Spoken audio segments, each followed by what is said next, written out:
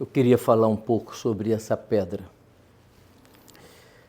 Eu a retirei de um sítio arqueológico em Epidauros.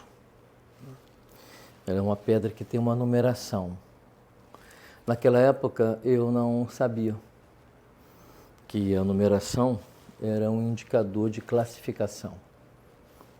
Então, alguns arqueólogos trabalharam naquele sítio arqueológico e deram uma codificação para essa pedra. Eu tinha 25 anos, 26, e eu não tinha a menor ideia, né, desse significado e dessa importância. Eu não sabia sequer que não era permitido você transportar, né, material considerado material arqueológico. Bom, por que eu estou dizendo isso? Porque quando eu voltei, eu tive muito carinho, como tenho muito carinho por essa pedra. Essa pedra ela foi muito importante na minha vida e eu, quando a toco, eu sinto as energias que tem aqui. Né? Quantos rostos, quantas dores, quantas curas, né, essa pedra não assistiu ao longo dos milênios. Né? Então, aquele ambiente teoterapêutico ou teoterápico, né, ele foi me curando. Essa jornada foi uma jornada de cura, mas eu sentia os efeitos curativos dessa jornada. Então, eu, quando voltei, logo depois eu tive uma namorada que estudava arqueologia.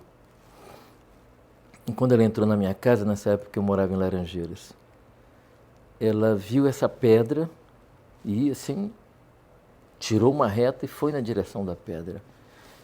Eu achei que ela tivesse gostado. Estudante de arqueologia. E quando ela olhou e disse assim: onde foi? De onde foi que você trouxe essa pedra? Aí eu falei: eu trouxe de Epidauros, da Grécia, do Asclepion de Epidauros, onde se realizava a cura teoterapêutica. Ela disse assim: você roubou essa pedra? Eu falei: não, claro que não. A pedra estava no chão, né, num lugar a esmo. E aí eu peguei porque eu senti que eu tinha que pegar aquela pedra. Ela disse: você sabe o que é essa numeração? Eu disse: não sei o que é. O que é? Ela disse: isso é uma numeração que os arqueólogos fazem, mostrando que essa peça ela compõe uma peça ainda maior, né, que está sendo procurado, está sendo pesquisado, e que no momento adequado, né, as peças vão se juntar.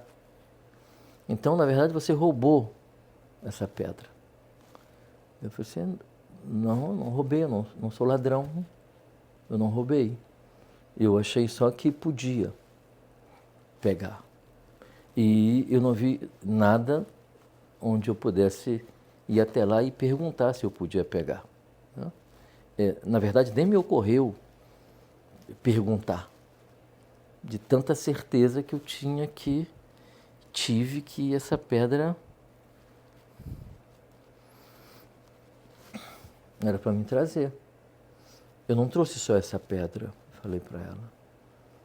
Aí ela ficou mais desesperada ainda. Eu tentei acalmá-la dizendo que as outras não tinham numeração e que também não eram de Epidauros, né? A única pedra do Asclepion de Epidauros que eu tinha era essa, e me bastava essa. E eu me senti muito culpado.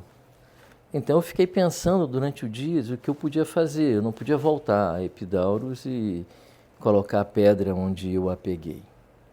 E aí, meu anjo bom teve uma ideia incrível. Falou assim: por que você não vai no consulado da Grécia com a pedra? E eu sabia onde era. Era no Flamengo, perto de onde eu morava. E eu morei, inclusive, mais perto ainda do consulado, porque eu também morei no Flamengo. E eu passava correndo, às vezes, ali no aterro e via o consulado grego. E eu falei assim, então eu vou lá e vou levar a pedra lá. E vou contar a história. E eu fui. Né? Uma senhora, naquela ocasião uma senhora, né? Devia ter a minha idade atual. Eu contei para ela a história, mostrei a numeração e disse que eu peguei aquela pedra sem saber que não era permitido pegar. E que essa numeração era uma numeração de classificação arqueológica. Né? 73, 39. Aí ela me olhou, riu, e ele falou, mas e o que você veio fazer aqui? Eu vim devolver a pedra. O consulado grego é uma representação oficial da Grécia no Brasil. Então, eu estou em território grego agora, nesse momento. E eu queria entregar a pedra. Ela riu e me fez uma pergunta incrível. Ela disse assim, essa pedra te fez bem? Aí eu me lembro que eu me emocionei. E eu disse, muito, muito. Eu estava na Grécia, mas eu ainda andei muito. Ainda fiquei um bom tempo andando ali pela Grécia e pela Turquia. Eu carreguei essa pedra com muito amor na minha mochila. Falei para ela. Aí ela me olhou e disse assim, deixa eu dizer uma coisa para você. Não foi você que escolheu a pedra. Foi a pedra que escolheu você. Ela estava lá todo esse tempo. Milênios, ela estava lá, esperando o dia em que encontraria você. E você a encontraria. E você a levaria para a verdadeira casa onde ela quer morar. Que é dentro de você.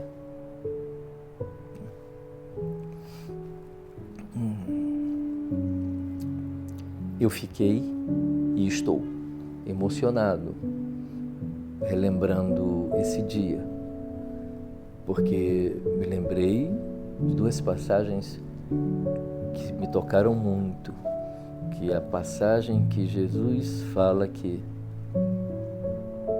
para Pedro, Cefas, Pedro, tu és pedra, e sobre essa pedra edificarei a minha igreja. E me lembrei da frase de um alquimista chamado Arnaud de Villeneuve,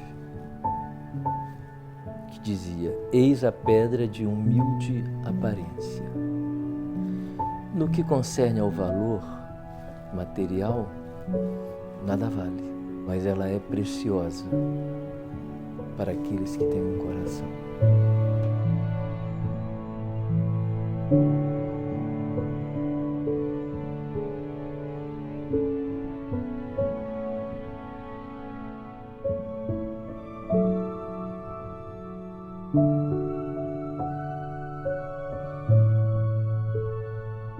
Eu agradeci muito àquela mulher que me libertou de um sentimento de inadequação. Né? Eu contei isso para minha namorada, o que eu tinha feito, porque eu fiz sem falar que eu ia fazer. Ela ficou bem mais aliviada. Era uma pessoa que tinha uma relação muito forte com a história antiga. E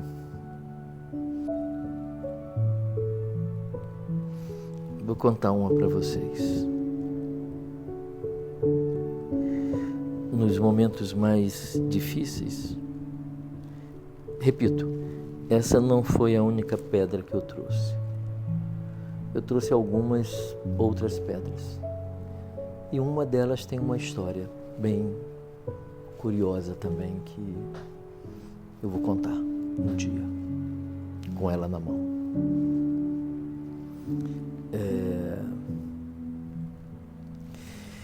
Mas o acontecimento espiritual e psicológico, e eu estava muito influenciado pelo universo teoterapêutico grego. Naquela ocasião eu era muito amigo de Junito Brandão, o maior mitólogo que o país já conheceu, professor de grego e de latim na PUC, e que eu tive a honra de levá-lo para a Editora Vozes, onde ele publicou o primeiro livro dele. Eu indico Mitologia Grega 1, 2 e 3. Junito Brandão, Editora Vozes. Eu levei Junito para a Editora Vozes. Sou muito orgulhoso disso, porque um espírito estudantil que até hoje eu tenho.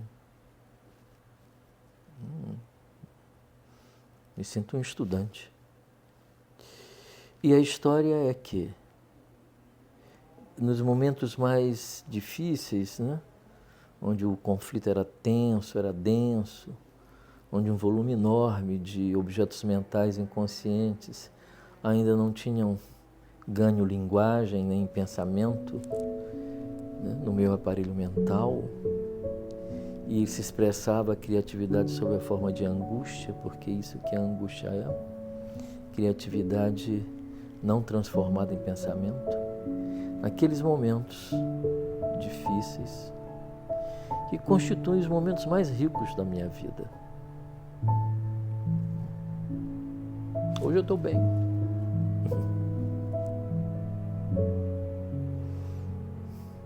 É estranho estar bem.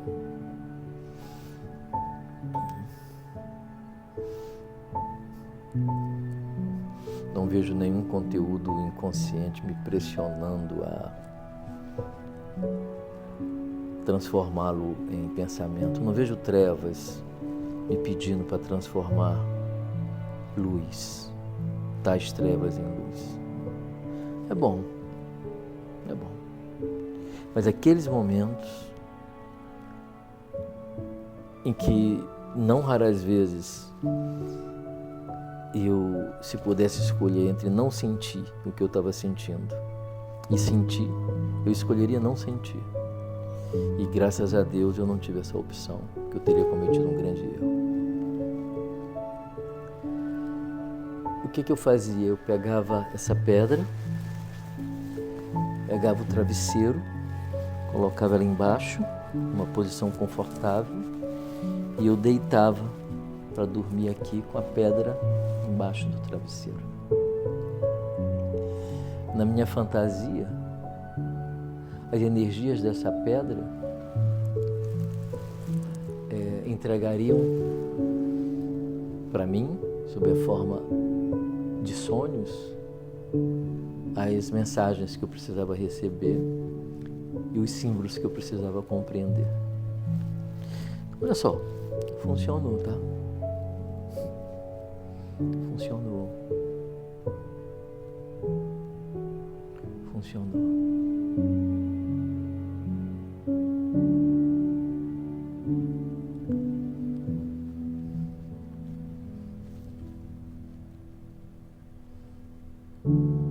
E é isso que importa.